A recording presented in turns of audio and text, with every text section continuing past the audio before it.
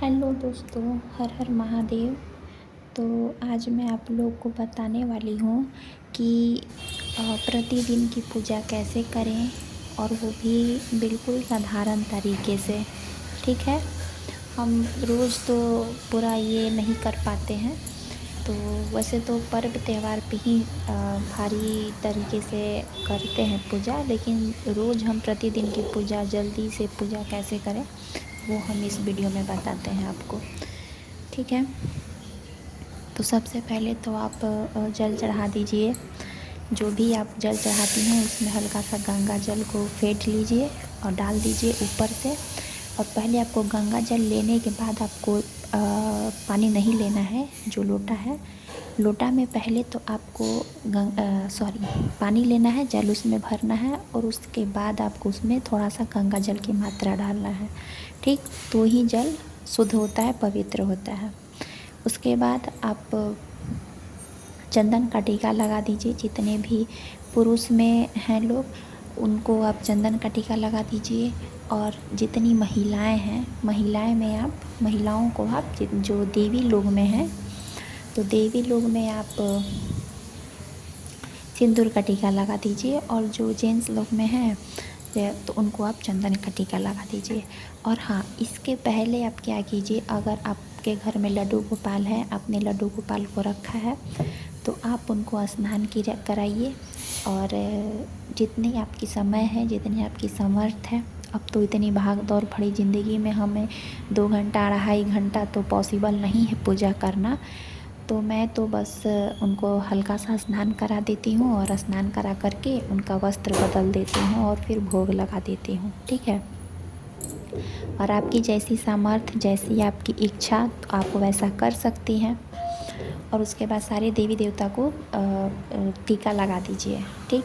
और उसके बाद मैंने बेलपत्र तो मैं हमेशा महादेव को अर्पित करती हूँ। खैर, ऐसे तो सावन का महीना चल रहा है, तो बेलपत्र में मिलने में प्रॉब्लम नहीं होती है, किसी तरह मिल ही जाता है। और ऐसे भी मेरे को मिल ही जाता है बेलपत्र, जहाँ से फूल लाती हूँ तो उनसे बोलती हूँ तो वो भैया मेरे को दे देते हैं। तो मैं बेलपत्र हमेशा ही चढ़ाती हूँ, 1 मिले 2 मिले जितने भी मिले। और उसके बाद पुष्प आप चढ़ा दीजिए, जो भी मिले, जितने भी, जैसा भी मिले, जितनी आपकी समर्थ हो तो वैसा आप फूल चढ़ा दीजिए। मैं एक्चुअली ना क्या है ना कि मैं एक शिक्षिका हूँ, मैं एक गवर्नमेंट टीचर भी हूँ।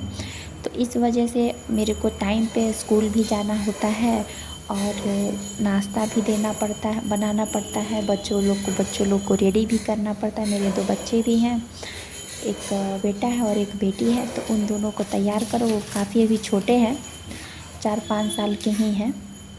तो उनको रेडी करना पड़ता है, उनको स्टॉपेज तक छोड़ना पड़ता है और उसके बाद खुद क्लास जाना पड़ता है।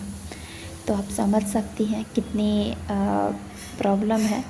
तो बस मैं ये सब चीज़ें करती हूँ तो अपनी खुशी के लिए करती हूँ, बाकी किसी को दिखावा के लिए या फिर कुछ नहीं करती हूँ।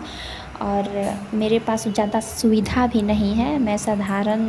मैं किसी चीज़ में चक में नहीं विश्वास करती हूँ। मेरा बहुत छोटा सा मंदिर है, मेरा पूजा रूम स्पेशल नहीं है, बहुत छोटा सा मेरा मैंने एक मंदिर लिया है और उसी में 2-3 फ़ोटो को मैं विराजमान की हूँ। ठीक है। तो बस यही मेरा साधारण सा जीवन है। तो आप उसके बाद प्रसाद का भोग लगा दीजिए, जो भी कुछ है आपके पास। मेरे पास केले था, मैंने एक दिन पहले मंगाया था, तो मैंने उसका भोग लगा दिया। और उसके बाद घी का एक दीपक जला लीजिए। और दीपक जलाने के बाद आप एक धूप जला लीजिए। धूप जलाने के बाद आप क्या कीजिए, एक कपूर होता है ना, जो कपूर होता है, अगर आप महादेव की भक्त हैं, अगर महादेव को आप थोड़ा सा एक्स्ट्रा चाहती हैं, जितने भी देवी देवता हैं, उन सारे देवी देवता में अगर आप थोड़ा एक्स्ट्रा महादेव को चाहती हैं, अगर आप अपने इष्ट देव उनको मान चुकी हैं, जैसे कि हमारे इष्ट देव को ऐसे तो नहीं बोला जाता है, लेकिन मैं बोल रही हूँ, मेरे इष्ट जो है ना, मैं इष्ट अपने महादेव को ही मानती हूँ और अपना गुरु भी उन्हीं को मानती हूँ। ठीक है। तो आप कपूर जब दिया जला रही हैं तो उस समय आप एक गोली या 2 गोली कपूर का ज़रूर जलाइए। ठीक है। और मैं एक चीज़ भूल गई हूँ, एक मौली आता है जो पंडित जी जो कथा वाचने के लिए घर पे आते हैं, तो हम लोग के हाथ में बांधते हैं, ठीक। तो वो मौली आप क्या कीजिए, थोड़ा सा देवी देवता को जो भी अगर आपके पास टाइम है तो आप चढ़ा सकती हैं वस्त्र के तौर पे, ठीक। मेरे पास समय की कमी रहता है तो मैं ऐसे ही कर लेती हूँ। बाकी भगवान हमारा पूजा स्वीकार करे। उसके बाद आप जो भी दुर्गा चालीसा या फिर हनुमान चालीसा या फिर शिव चालीसा या फिर लक्ष्मी चालीसा, सरस्वती चालीसा, कुछ भी हो, आप 5 मिनट ज़रूर उसका पाठ कीजिए, ठीक है।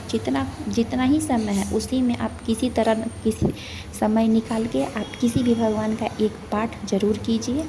उससे अपने आप को ही शांति मिलती है, मन को शांति मिलता है, ठीक है। और उसके बाद आप आरती कीजिए, ठीक। दुर्गा चालीसा या फिर शिव चालीसा करने के बाद ही, तो मैं शिव चालीसा पढ़ करके उसके बाद आरती करती हूँ। आरती करके उसको आचमन करती हूँ। आचमन करके उसके बाद मैं सारे रूम में, जैसे तुलसी जी हो गई, सारे रूम कमरे में हैं, मैं उसको दिखा देती हूँ। बस मेरी यही साधारण सी पूजा है। बाकी हर हर महादेव।